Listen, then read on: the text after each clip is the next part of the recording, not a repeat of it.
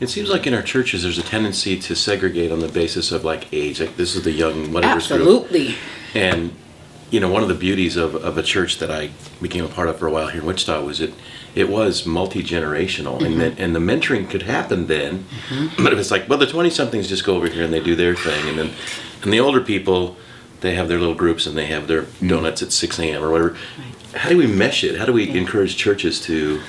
So that's one thing I intentionally did in the discipleship ministry that I led for about 4 years, and so that when people committed, so that's one thing I talk about, you do need to commit, right?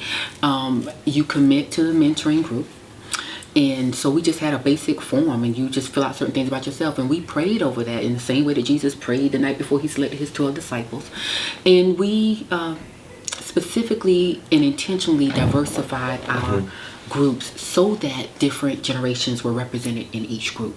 And that was important to us because we understood, I think, first of all, biblically it's important that God is a God of generations. He is the God of Abraham, Isaac, and Jacob. He said that all throughout the Old Testament.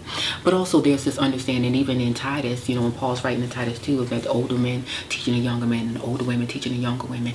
And so that doesn't happen if all of our groups are compartmentalized and segregated, right?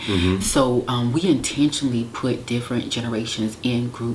And what we found, so one of the greatest feedback I've gotten from this ministry, because you asked about the book, the same thing, is that when people, because we get feedback at the end of every year, because we always want to be helpful and we want to do it better next time, and they will say, this has been a wonderful blessing in my life. I have not had this opportunity until now, and I didn't know how much I would get out of it. So you have young women and young people, period, let me say, are desperate for older people to pour into them, right?